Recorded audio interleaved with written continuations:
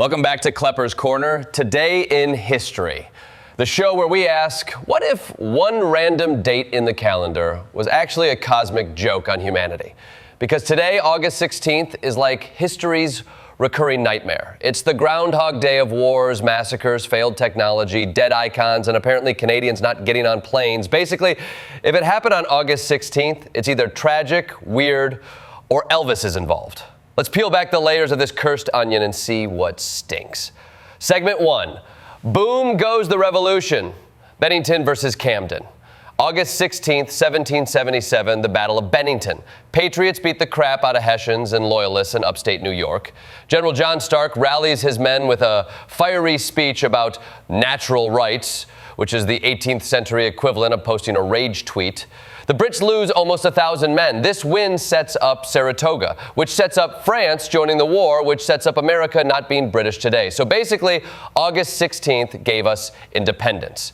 But 3 years later, same date, different state, Camden, South Carolina, General Horatio Gates, the so-called hero of Saratoga, marches dysentery-ridden troops straight into Cornwallis's army. His genius plan?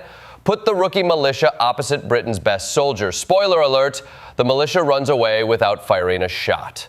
Baron de Kalb fights bravely, gets cut down, and America gets clobbered. It's a military disaster so bad, they had to send in Nathaniel Greene to clean up the mess. So August 16th is like history saying, here's victory, and just to keep you humble, here's a faceplant. Segment 2, Hull's white flag, Fort Detroit, 1812. Fast forward to 1812, America invades Canada, which is bold considering most Americans can't even find Toronto on a map. General William Hull has 2,500 troops in Detroit. The Brits, led by General Isaac Brock and Tecumseh, have fewer men but a lot more brains. They march their militia in circles to look like a huge army, let Hull read his own depressing mail, and then politely suggest, hey, if you don't surrender, my native allies might go feral. Hull folds instantly, doesn't even fire a shot, just surrenders Fort Detroit, his army, and basically the keys to Michigan. It's the only time in U.S. history where Canada won, which is why Canadians still bring this up whenever we brag about hockey. Segment 3, Peterloo Massacre, 1819, when Britain pulled a oops, all sabres. Then there's 1819. In Manchester, England, 60,000 people gather peacefully to demand voting rights. Families, banners, picnics, like a giant 19th century Bernie rally. The magistrates panic and send in the yeomanry, basically unpaid weekend warriors on horseback. They charge into the crowd with sabers. 18 dead, hundreds injured. The press mocks it as the Peterloo Massacre, riffing on Waterloo. Government thanks the cavalry for keeping the peace, which is like thanking arsonists for fire safety training. But Peterloo becomes a rallying cry that eventually leads to real reform, because nothing says represent the people like literally killing the people asking for representation. Segment 4, Telegraph Dreams, 1858, shock therapy for cables. Jump to 1858. Queen Victoria sends the first transatlantic telegraph message to President Buchanan. It takes 16 hours. That's slower than most people's Wi-Fi today. Newspapers go wild. The Atlantic is dried up, which is also what Trump will probably tweet when he hears about it in 2025. But the cable's insulation is garbage, and the chief electrician blasts it with 2,000 volts like he's jump-starting a car battery. It fries. 3 weeks later, dead. Still, it proved the idea. Within a decade, real cables work. So August 16th teaches us first attempts suck. Whether it's a telegraph cable, a space rocket, or your first sourdough starter, you're going to screw it up. Segment 5, the Klondike Gold Rush, 1896, America's first crypto. On August 16, 1896, gold is discovered in the Klondike. By 1897, 100,000 dreamers are stampeding north. It's like the original get-rich-quick scheme. No Dogecoin, just frostbite. Only a lucky few actually strike it rich. The rest become broke lumberjacks. But their failure populates Alaska, builds towns, and eventually gives us Sarah Palin. So thanks, Klondike, for both Anchorage and Tina Fey's best impression. Segment 6, Phoebe the Moon, 1898, Saturn gets a +1. Astronomer William Pickering discovers Saturn's moon Phoebe in 1898 using photographs. The first moon found by camera, not eyeball. Huge deal. Turns out Phoebe isn't even a real Saturn baby. It's adopted. Captured from the outer solar system, a regular orbit, dark and mysterious. Basically the goth kid of Saturn's moons. This discovery showed photography was the future of astronomy. Translation? Even the universe was like, sorry nerds, trust your camera, not your eyeballs. Segment 7, Babe Ruth dies, 1948. The Sultan of SWAT bows out, August 16, 1948. Babe Ruth dies at 53.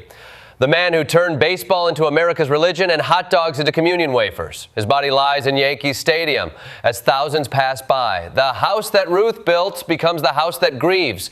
Ruth was more than a ball player. He was the first sports celebrity. Big personality, big appetite, bigger home runs. Today's athletes owe their endorsement deals to him. So next time you see LeBron in a Sprite ad, thank Babe and maybe pour one out. Preferably beer, not Gatorade. Segment 8, Sports Illustrated launches, 1954. 6 years after Ruth's death, Sports Illustrated hits newsstands. At first, it flopped. Too much polo, not enough baseball. But by the 60s, with TV booming, it pivots to covering America's big sports. With glossy photos and heroic storytelling, it creates legends. It makes athletes mythic. And yes, it also objectifies women for decades in swimsuit issues. Because nothing says sports journalism like bikini models on skis. But love it or hate it, SI shaped how we see sports. Segment 9, Elvis leaves the building, 1977. And then the king. August 16, 1977. Elvis Presley dies at 42. Officially, a heart attack. Unofficially, too many pills, not enough vegetables. Fans flood Graceland. America weeps. Elvis revolutionized music, culture, and gyrating hips. He brought gospel, blues, and country into the mainstream, then sold it with sideburns and pelvic thrusts.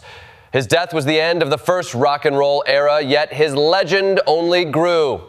Every bad Elvis impersonator since owes their career to August 16th. Segment 10, August 16th, 2025, History Doesn't Quit. And finally, August 16th, 2025, Trump and Putin meet in Alaska. No peace deal, just a photo op. Putin leaves grinning, Ukraine keeps burning, Europe panics. Sound familiar? Yeah, it's basically Fort Detroit, but with nuclear weapons. Meanwhile, Trump's tariffs are raising prices on shoes, cars, everything. Average households lose $2,400 a year, which is fitting because Elvis's jumpsuits probably cost that much too. Air Canada goes on strike, stranding 130,000 passengers a day. Canadians are too polite to riot, but somewhere in Toronto, one man said "A" angrily. And in Pakistan, floods kill hundreds, wiping out villages. A tragedy that echoes climate disasters past and future. Because if August 16th has a theme, it's that humans are either fighting, screwing up, or mourning. Sometimes all three at once. In conclusion. So what did we learn? August 16th is a day where revolutions win and lose, where tyrants bluff and nations cave, where technology sparks and fails, where legends die, and where the present looks suspiciously like the past in a bad wig. If history is a play, August 16th is that one scene where everyone either dies dramatically or belts out a rock and roll number. And tomorrow's probably worse. But hey, at least it's not August 16th.